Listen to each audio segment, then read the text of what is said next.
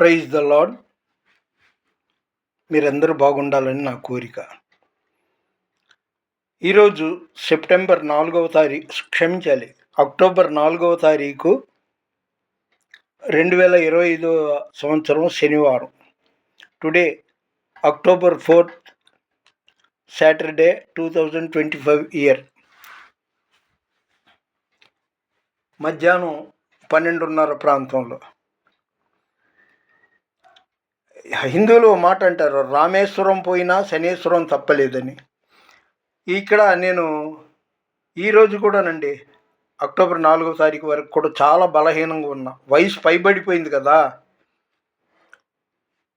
ఏ క్షణంలో దేవుని నుండి పిలుపు వస్తుందో చేస్తాను అనేసి ఆ ఉద్దేశంతో నేను వీలైనంత వరకు ఎక్కువగా పవిత్రంగా గడుపుతూ ప్రార్థన చేస్తూ ఉన్నాను.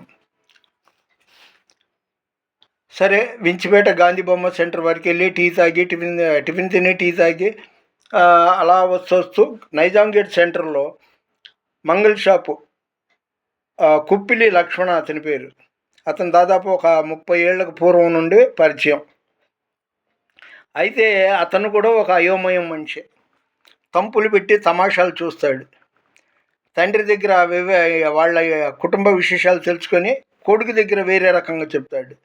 అక్కడిది ఇక్కడ, ఇక్కడిది అక్కడ అలా చెప్పడం అలవాటు, క్రాఫ్కో గెడ్డాలికో వచ్చిన వాళ్ళతో. అతని నైజం అలాంటిది. నవ్వుతూ మాట్లాడుతున్నట్టుంటాడు కుప్పిలి లక్ష్మణ. ఆయనకి నారదుడికి ఉండాల్సిన బుద్ధులు ఉన్నాయి. సరే, అది పక్కన పెడదాం. ఈరోజు గాంధీ బొమ్మ వరకు వెళ్ళి అలాగా అతని కొట్టు దగ్గర కాసేపు ఇచ్చి కూర్చోగానే పలానా సాల్మన్ రాజు, నువ్వు మంచి ఫ్రెండ్స్ అనుకుంటా అన్నాడు. ఫ్రెండ్సా? నా మొహమా, ఏం కాదు, అతను స్వార్థకుడు అని చెప్పుకుంటూ తిరుగుతుంటాడు. నేను మాత్రం నా పని మీద, నా పనిలో, నా ధ్యాసలో నేను ఉంటుంటాను, తెలుసు నాకు అన్న. ఏంటి, నిన్ను చెల్చేస్తా, చెండాడేస్తాను అన్నట్టుగా చెప్పుకుంటూ తిరుగుతున్నాడు. ఫ్రాన్సిస్కి నేనంటే భయం అని. వాడు పెద్ద దరిద్రం మొండా కొడుకు, ఆ సాల్మన్ అనేవాడు. ఎందుకంటే దేవుడు ఏమన్నాడు, మీరు సర్వలోకమునకు వెళ్ళి సర్వ సృష్టికి సువార్త ప్రకటించుడి అని. వీడు యేసు ప్రభు కంటే బైబిల్ కంటే కులపిచ్చి ఎక్కువ. ఎక్కడికి వెళ్ళినా కూడా వీడు పెద్ద అడుక్కు తినే రకం లాంటి వాడు. పోయిన నెల అనగా సెప్టెంబర్ 16వ తారీఖు, ఆ రోజు దేవుని వాగ్దానం ఏంటంటే యెషయా 43వ అధ్యాయం 1వ వచనం, నీవు నా సొత్తు, పేరు పెట్టి నిన్ను పిలిచి ఉన్నాను అని యెషయా 43వ అధ్యాయం 1వ వచనంలో దేవుడు నాతో మాట్లాడాడు. ఆ 16వ తారీఖు సెప్టెంబరు గాంధీనగర్ జింకానా గ్రౌండ్ పక్కన ఉన్న కందుకూరి కళ్యాణ మండపంలో ప్రతి నెల జరిగే సేవకుల సదస్సుకి జనరల్గానే వెళ్ళి పాల్గొన్నా. అటునుండి వచ్చేటప్పుడు వించిపేట బయలుదేరదామని 3వ నెంబర్ బస్సు కోసం బాబాయ్ హోటల్ దగ్గర నిలబడ్డా. వీడు రెచ్చిపోతారే, నా కొడక, నీ అంతు చూస్తాను, నిన్ను వదలండ్రా అని వల్గర్గా మాట్లాడారు. పక్కన వాడి భార్య కూడా ఉంది.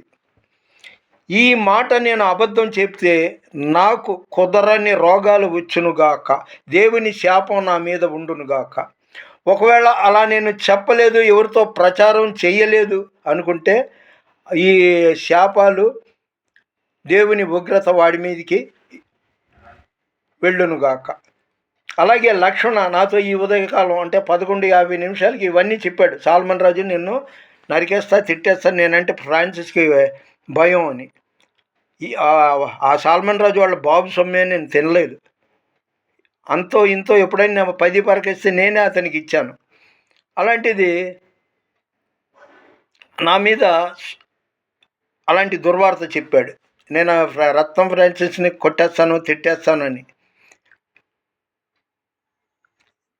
బైబిల్లో యేసు ప్రభు ఏమంటున్నాడంటే, నీ శత్రువుని ప్రేమించు, సాయంత్రం సూర్యాస్తమయం అవ్వకముందే అతనితో సమాధాన పడని బైబిల్లో ఉంది. వీడు అలా కాదు, ఒకసారి పగ పట్టాడంటే అర్థం ఉన్నా లేకపోయినా కులపిచ్చి ఎక్కువ కదా, అదే జీవితాంతం మనసులో ఉంచుకుంటాడు. నా మానాన నేను వయసు పైబడ్డోడిని ఓ మూలన కూర్చుని దేవుడా దేవుడా స్తోత్రం స్తోత్రం అనుకొని కూర్చుంటే ఏంటండి మీకే వదిలేస్తున్నా, ఏది వీడియో చూస్తున్న వాళ్ళకి. సేవకుడిని అంటాడు. ఇది ఎక్కడి గోవాలండి? పెద్దోడు అనే ఒక గౌరవభావం లేదా? తోటి సేవకుడనే ఆలోచన లేదా? నిన్ను వల్లే నీ పొరుగువాడిని ప్రేమించు అని ఇతను చదివిన బైబిల్లో లేదా? నేను ఎప్పుడో మర్చిపోయా. ఈరోజు ఆ కుప్పిలి లక్ష్మణ అనే మంగలి నైజాంగేట్ సెంటర్లో నాతో చెప్పాడు, నీ గురించి ఇలాగా ప్రచారం చేసుకుంటూ వెళ్తున్నాడని. వాడి కర్మ దేవుడు చూస్తున్నాడు. నా క్రియలేంటో దేవునికి తెలుసు, వాడి క్రియలేంటో దేవుడికి తెలుసు. నా మీద అనవసరంగా నోరు పారేసుకున్నా, పగబట్టినా దేవుడు ఉన్నాడు అన్నాను. ఇదండి సంగతి. మొన్నటి వరకు అక్కడ ఇక్కడ ప్రచారాలు చేసుకున్నాడు. ఇప్పుడేమో ఈ లక్షణం వరకు చేరిందంటే చూడండి, వాడు ఎంతటి దుర్మార్గుడో. ఈరోజు కూడా నాకు ఇంకా నీరసం తగ్గల, కఫం, దగ్గు, నీరసం. అలా బలవంతంగా వించిపేట గాంధీ బొమ్మ వరకు వెళ్ళి కొద్దిగా టిఫిన్ తిని టీ తాగి వస్తున్నాను. వచ్చి ఎండ విపరీతంగా ఉంది. 11:50 చిన్న వీడియో చేయని డిటో ఈ వీడియో తీయమని చెప్తే తీశాడు. తీస్తే అది మధ్యలో కట్ అయిపోయింది. ఎందువల్ల అయిందో తెలియదు. కానీ అతను కంగారు పడ్డాడు. మళ్ళీ ఆ సాలమన్ రాజు, ఏంటయ్యా ఫ్రాన్సిస్కి నా గురించి ఇలా చెప్పే అలాగా అని అంటాడేమో అనేసి అది సరిగ్గా తీయాల. నేను డిలీట్ చేసి మళ్ళీ ఇది సెల్ఫ్గా తీస్తున్నాను. దేవుడు హృదయ శుద్ధి గలవారు ధన్యులు, వారు దేవుని చూచెదరు. నిన్ను వలే నీ పొరుగువాడిని ప్రేమించని యేసుప్రభు చెప్పాడు. ఈ సాలమన్ రాజు, నేను ఎవ్వడికి భయపడను, దేవుడికి భయపడతా. ఒకవేళ నువ్వు నన్ను చంపుతావా చంపేయి, ఎందుకంటే పుట్టుట గిట్టుట కొరకే. ఇంకా ఎందుకురా బాబు నీకు ఈ దరిద్రపు బుద్ధులు? ఎప్పుడు సూరమని ఉంటావు. వారం వారం ఎక్కడో హెచ్బి కాలనీ వస్తానన్నావు. మరి నువ్వేంటి చేసేది? హెచ్బి కాలనీకి వస్తావు పొద్దున్నే, అక్కడి నుండి ఫిలడెల్ఫియాకి వెళ్తావు, అక్కడి నుండి కృష్ణలంకకి వెళ్తావు, సంపాదన చాలక మళ్ళీ రైమాన్ మాంసం కొట్టు దగ్గర పాల బూతులో పనిచేస్తుంటావు. వద్దు సాలమన్ రాజు, నువ్వు అతిగా ఇదవు మాకు, లేకపోతే నన్ను వచ్చి కొట్టి చంపేయి, ఏం పర్వాలా. నేను నీ పేరు అసలు మర్చిపోతున్నాను, నువ్వు మళ్ళీ రెచ్చగొడుతున్నావు. మన దేవుడు ఎంత దీర్ఘశాంతుడో, ఆయన ఉగ్రత నీకు తగిలితే అప్పుడు నీకు తెలుస్తుంది. ఇదిగో లక్ష్మణ, నువ్వు ఈ మాటలు నాకు చెప్పావు. ఆకాశం నా సింహాసనం, భూమి నా పాదపీఠమని చెప్పిన యేసు ప్రభువు నీ మాట నా మాట విన్నాడు. మళ్ళీ అక్కడ బుకాయించ మాకు. ఎందుకురా బాబు? నేను ఆస్తిపాస్తుల గురించి ఆలోచించలేదు, లేకపోతే స్కూటర్ కావాలి, మోటార్ కావాలని ఇది వేటి గురించి ఆలోచనలా. ఊడు పొమ్మంటుంది, కాడు రమ్ముంటుందని ఆ ధ్యాసలో నేను ఎక్కువ ప్రార్థనలో గడుపుతున్నాను. నా జోలికి వస్తే నీ దురదృష్టానికి, ఆ సాల్మన్ దురదృష్టానికి నేను బాధ్యుడిని కాదు. సియోను శిఖరము సింహాసనము, వరపుత్రులకే వారసత్వము.